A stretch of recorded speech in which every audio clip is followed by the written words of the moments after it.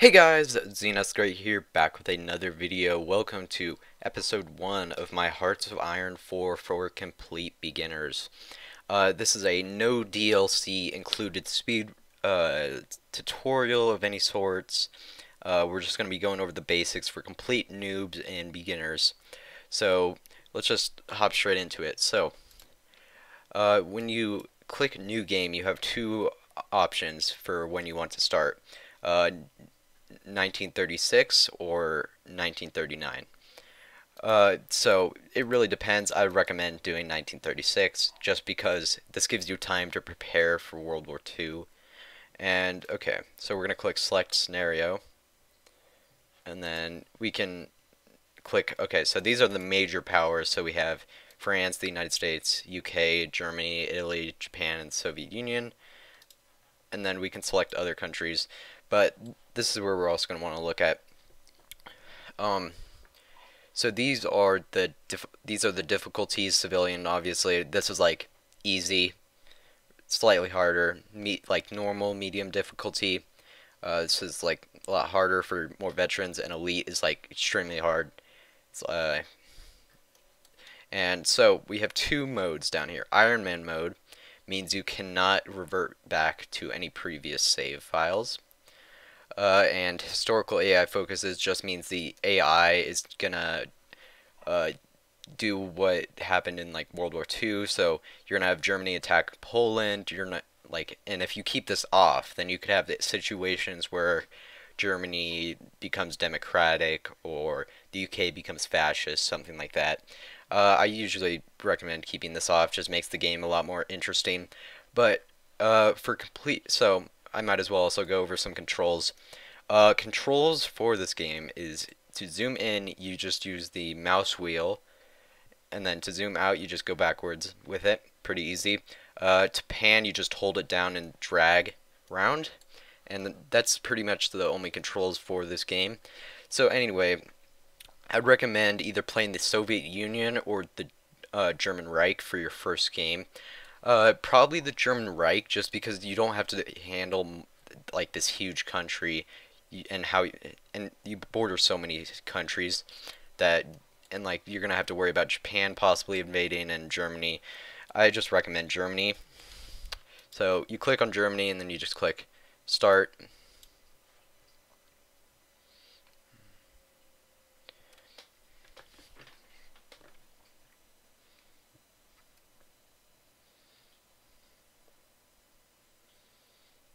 Okay, so now we are loaded in, and we are greeted with a bunch of these icons at the top. A lot of Hoi 4 is just dealing with these icons and what they mean. So we're gonna actually, so we'll go from left to right. So this is the research slot. So as you progress in the game, you can research new technologies. So let's look at the tech tree. So we have infantry, so this is for like get your most of your troops are going to be infantry. So this is like what you can supply them with.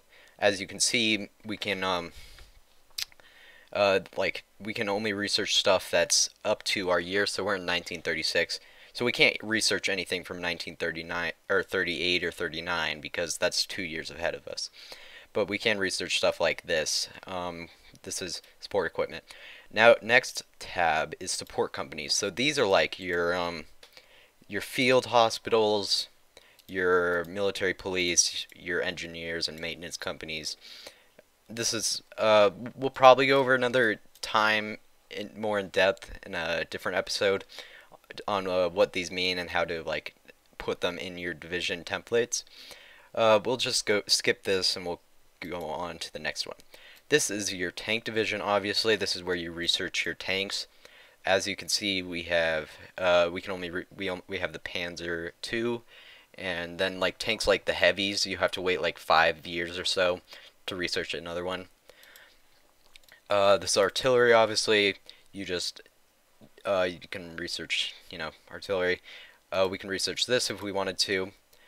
Next is land doctrine. So these are like how your troops are going to attack and work in the field. So let's just go over this. So mass assault like doctrine. It's kind of more focused on just giving everyone guns, not like the best guns, but not just everyone needs a gun, whether it's good or bad.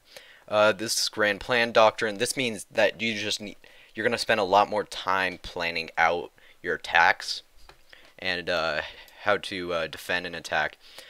And then superior firepower. This is just means like you're gonna be focused on more of the offensive line and trying to conquer as much land and kill as many troops as possible. This mobile warfare doctrine. This is for tanks and like just mostly for tanks, kind of. This is just more focused on how to how those divisions will work, and you know, stuff like that. Next is your Navy tab. So this is without DLC. This would be a huge tab, but with DLC, it's pretty. Without DLC, it's pretty underwhelming. But so these are your cruisers and carrier. So we have submarines, carriers, battleships, battle cruisers, and destroyers. As you can see, we have one of everything except carriers researched. But with these, we'll go more in depth in Navy stuff in a different episode. But at the bottom, you can see this is also transport ship. This is what you're going to need to be researched if you want to ever naval invade somewhere. Naval doctrine. Some places may already have, or some countries may already have some of these research, but these are just I'll just go over these quickly, what these mean. So base strike just means you're focused more on like the support and, you know, just support at sea and on land. And then trade is just like you're focused on attacking their convoys and their trade and supply lines.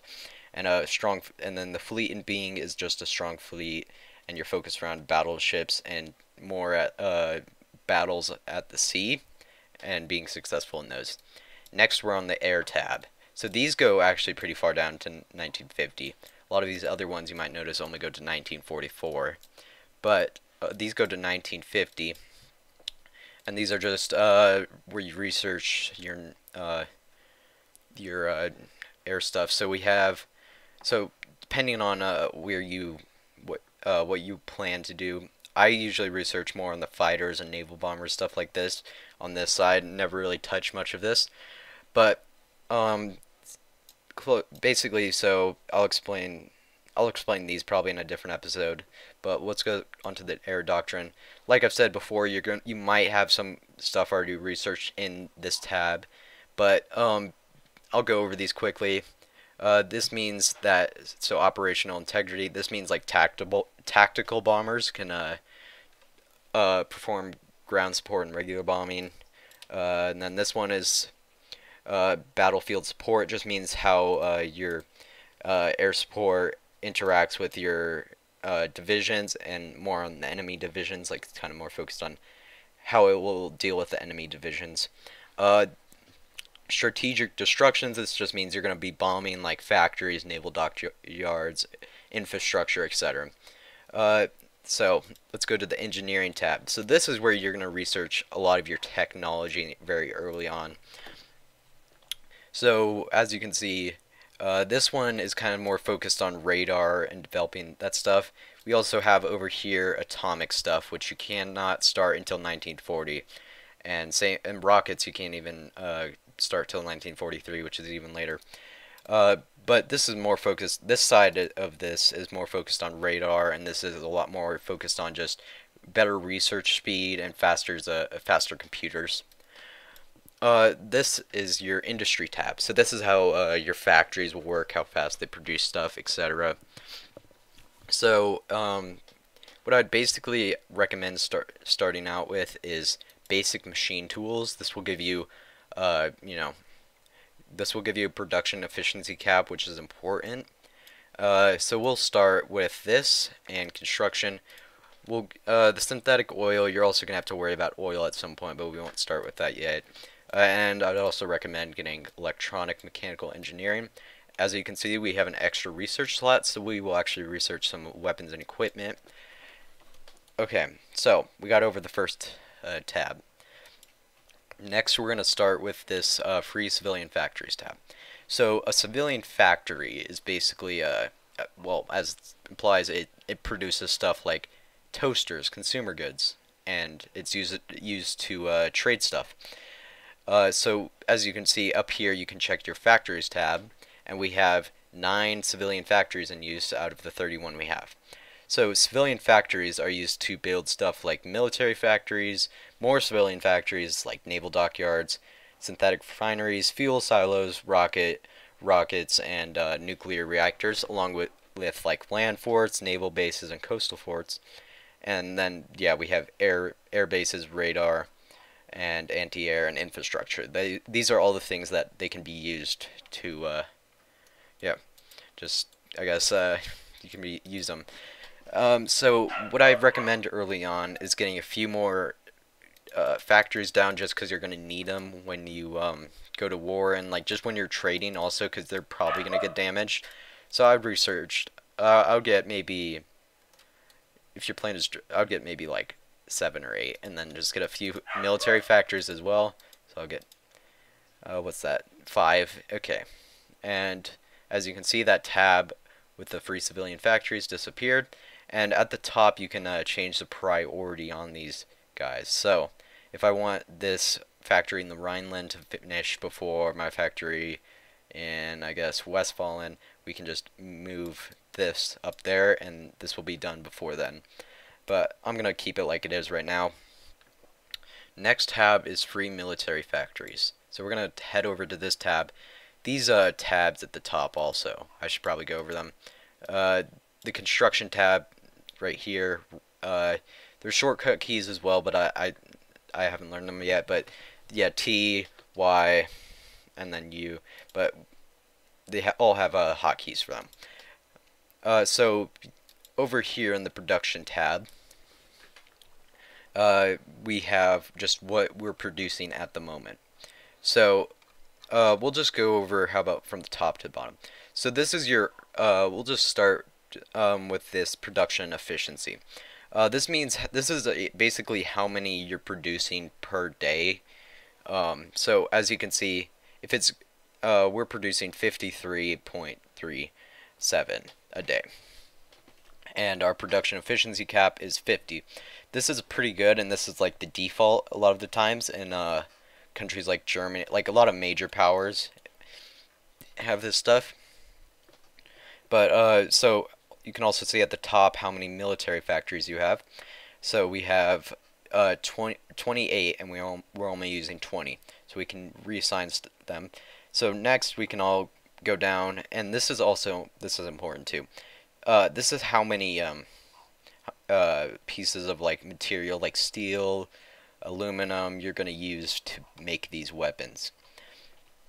As you can see, this uses 20 units of steel, and then this, as we go up, if we wanted to put an extra factory, it would go from 2 aluminum and 4 steel to 3 aluminum and 6 steel. So we're not going to, well actually, so what I recommend is getting some more support equipment down along with artillery. We'll get, and then so what you can do is also queue them up. So if I want, when my next military factory being built, which is in okay, this one won't be built for a while, but if I want, when these are built, I can this will automatically be assigned to this production line. But that goes over the most of the construction stuff. This is also, I should probably go over this. This little warehouse icon is just, and the number next to it means how many are in storage right now. So like with this artillery, we only have 1. With these tanks, we can upgrade them. That's a completely different thing. But like these guns, we have 53 stockpiled. Next, a lot of this is similar, but you can, so like the submarine, so now we have the submarines and stuff. We can also see when the next one is being complete. These are obviously stuff like planes and stuff are going to have completely different output than a gun would be. So you only get them every a few months, but you can basically it's the same thing, except with these a lot of the times you can change stuff. Like if I want, I can, as you can see, it'll only produce 2 submarines and then it will stop producing them. If I want, I can set this to infinite, so it'll never stop. And then I can set it to like 3 or 4. I usually set these, and then I would get rid of all these, or I'd keep these factory lines. So I'm gonna. You can also I need to go over this too, but you can switch. So if you click on the tab, you can switch out like what you want. So we should probably go over convoys too. These are pretty important, but convoys are how you trade. It's pretty important. So as you can see up here, we only have 199 convoys, and we've used 1 in total, so we have 200. So I would recommend building some of these early game. We're also we'll have those 2 submarines, then you can delete a production line just by clicking on this trash can. We have also some destroyers in production, so we'll have those be infinitely produced. We can also have the convoys infinitely produced. Next we have our heavy cruiser, so we'll have each one of these be infinitely produced, and then we have one more dockyard, so we'll put this with a submarine, just because you can get these out a lot faster before any of these other ships. Okay, we're gonna go over one more tab. This is your the no national focus set. You can access this by clicking on your flag up in the corner and then clicking your select a national focus, or just this big box. Okay, so obviously this will look completely different based on the country you're playing. Obviously, like countries like let's base hoi 4, like countries like Iraq, they're gonna have this is the default one. It's pretty bland, nothing special about it. But countries like Russia and Germany and France have completely different focus trees. But anyway, the focus tree is what your country decides to do with infrastructure, just stability, who it decides to go to war with. So if you click on this, you can see basically what you will get. So a lot of these we won't go over much of this, but we'll go over like this, the 4-year plan, just because we just talked about factories and stuff. So like if we click the 4-year plan, you can see we'll get a research bonus for industry. We'll get a new political advisor, which I'll go over in a different episode. Let's see. We'll get infrastructure construction speed plus 10%, along with civilian factories and refineries plus 10%. Obviously, a lot of these require, some of these have strange requirements, like this, well, not, let's see, like some of these you have to meet, like you have to have a certain amount of support for something, or like war support, or just support for a certain political party. So we'll start actually with just the 4-year plan, and a lot of the times, also I should mention that they're usually split up into, like, this is the political section where you can choose your ideology and like who you decide to befriend, annex, etc. And then this is like a lot of it, this air stuff, this is all army stuff, or infrastructure and construction. That will cover it for our first episode of Hoi 4 for beginners. Remember to like and subscribe, and I will see you guys in the second episode of this. See ya.